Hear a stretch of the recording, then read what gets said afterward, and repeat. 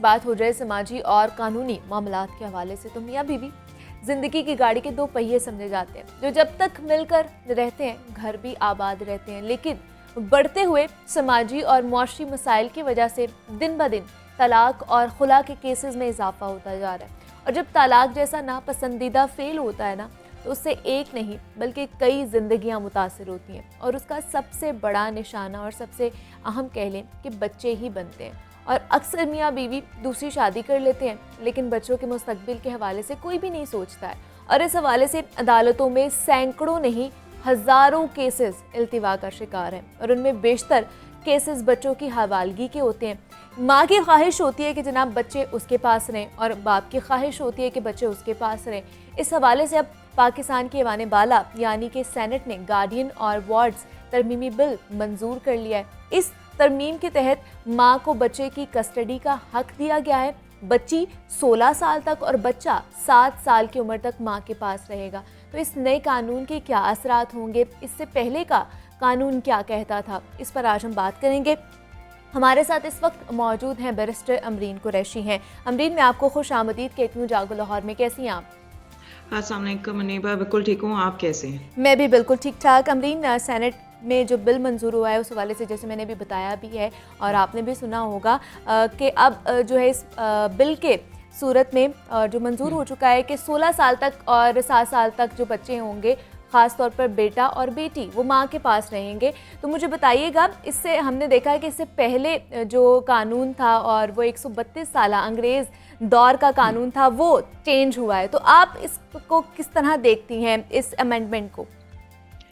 منیبا، مجھے لگتا ہے کہ ہمارا جو فیملی لا ہے، جو اس وقت جس کے بنا پہ سارے عدالت جاتے ہیں اور اس میں باقی آل ایسپیکٹس ہیں، اس کے لیے ایک پوائنٹ ضرور ہے کہ ایک انہوں نے کلیئرٹی لا دی ہے، اس کو کوڈیفائی کر دیا ہے، کیونکہ کہیں پہ قانون پہ کہیں پہ بھی ایج جو ہے وہ نہیں لکھی۔ ہم کیا کر رہے تھے، ہم کیس بائی کیس چل رہے تھے کہ فیکٹس آف دا کیس کے اوپر ڈیسائیڈ کر کے ہم اکارڈنگلی کر رہے تھے۔ ایک پریسیڈنٹ ڈیفینیٹلی یہ ایک اسٹیبلش ہو گیا تھا کہ بچے جو ہیں، جو نابالغ ہیں، وہ ماں کے ساتھ رہتے ہیں، مگر اس میں بہت زیادہ کنفیوژن بھی آ رہی تھی۔ تو یہ ایک بڑا اچھا اسٹیپ ہے۔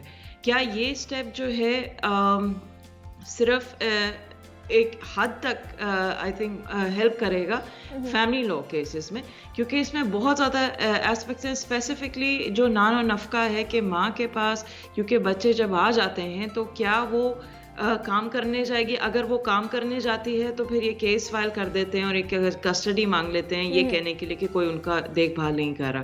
سو اگر آپ مینٹیننس مانگتے ہیں تو کیا پروسیجر ہے؟ ایز سچ آج تک کوئی پراپر مینٹیننس کے اوپر کوئی پراپر لا نہیں کریٹ کیا گیا، جس کی وجہ سے پرابلمز ہوتی ہیں۔ سو ہاں، ڈیفینیٹلی یہ کسٹڈی کے اوپر انہوں نے اس کو کوڈیفائی کر دیا۔ اب تو یہ نیشنل اسمبلی میں بھی جائے گا اور وہاں پہ بھی شاید کچھ باتیں ہوں۔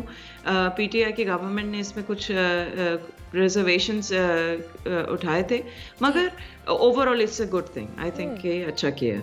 لیکن امرین، میں جو پرانا قانون تھا میں اس حوالے سے بھی تھوڑا سا جاننا چاہوں گی، اور obviously میرے دیکھنے والے بھی جاننا چاہیں گے کہ اس پہ ایسی کیا پیچیدگیاں تھی جو سامنے آ رہی تھی جس کی وجہ سے یہ چینج کرنا پڑا، اور خاص طور پر بیٹی کے حوالے سے جو حد ہے وہی کیوں چینج کرنے کی ضرورت پیش آئی ہمیں؟ دیکھیں، جو قانون ہے، قانون ہے سچ کسٹڈی کے اوپر کوئی ڈائریکٹ یا کوئی پراپر جو ہے رولنگ یا کوئی لا اس نے کریٹ نہیں کیا تھا۔ ہم جو دیکھتے ہیں، ہم دو چیزیں دیکھتے ہیں کہ شرعی طور پہ کیا چیز صحیح ہے، اور دوسری جو بات دیکھتے ہیں وہ یہ ہے کہ ویلفیئر آف دا چائلڈ، بچے کے لیے بہترین چیز کیا ہے۔ کیونکہ قانون پراپرلی 1890 کا یہ 100 سال پرانا لا ہے، اس پہ کوئی ایز سچ انہوں نے ایج نہیں ڈیفائن کی تھی، تو یہ تھرو جورسپروڈنس، تھرو ججمنٹ جو ہے ایک like I said precedent establish ہو گیا تھا۔ سو قانون نہیں تھا۔ اور دوسری بات ایک اور چیز یہ ہے کہ ہماری عدالتیں میں جو میجر پرابلم آ رہا تھا وہ گارڈین شپ اور کسٹڈی رائٹ کو کنفیوز کر دیتے ہیں۔ گارڈین شپ ہمیشہ والد کے پاس رہتی ہے، جس کا مطلب ہے کہ پراپرٹی یا اس بچی کی شادی وغیرہ اس کا جو رائٹ ہے وہ فادر کے پاس جاتا ہے، مگر جو کسٹڈی ہوتی ہے، جو پریفرینشل رائٹ ہے، جو سب سے پہلا رائٹ ہے، وہ ماں کے پاس ہے۔ جب وہاں پہ قانون نہیں تھا اور کنفیوژن آ جا رہی تھی، پھر آپ دیکھتے ہیں کہ ٹی وی پہ بھی آپ کو نظر آئے گا کہ 2 سال کی بچی یا 3 سال کی بچی کو باپ کے حوالے کر دیا جاتا ہے. تو یہ جو کنفیوژن ہے اس کو دور کرنے کے لیے یہ قانون مجھے لگتا ہے بہت ضروری تھا، تو یہ انہوں نے ایک اچھا اسٹیپ لیا.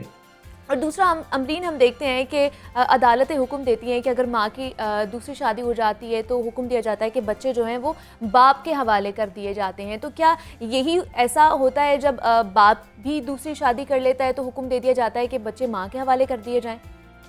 دیکھیں اس میں یہ ہے کہ ایک کوئی میٹر آف رول نہیں ہے. یہ نہیں ہے کہ ماں نے شادی کر لی تو آٹومیٹکلی باپ کے گھر بچے چلے جائیں گے. بالکل ایسا نہیں ہے.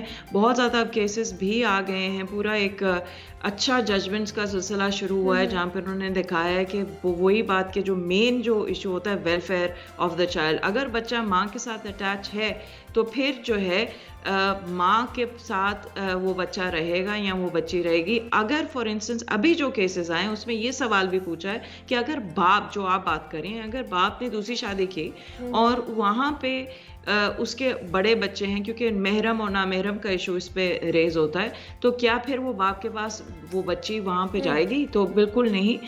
تو اس میں اگین ججمنٹ سب ایسی آ رہی ہیں جہاں پہ as a matter of right جو ہے بچی سے یا بچے کو ماں سے چھینا نہیں جا سکتا، اور سملرلی باپ کو آٹومیٹکلی رائٹ نہیں بنتا. اور اگر باپ نے شادی کر لی دوسری تو ڈیفینیٹلی اسے بھی بچے لیے جا سکتے ہیں. اور دوسرا امرین یہ بھی ہمیں کلیئر کر دیں اور ہمارے دیکھنے والوں کو کہ جب کسٹڈی ماں کے حوالے ہوتی ہے، بچے بھی ماں کے پاس ہوتے ہیں، تو ان کا جو مینٹیننس ہے وہ کس کی ذمہ داری ہوتی ہے؟ باپ کی ہوتی ہے یا پھر ماں کی ہوتی ہے؟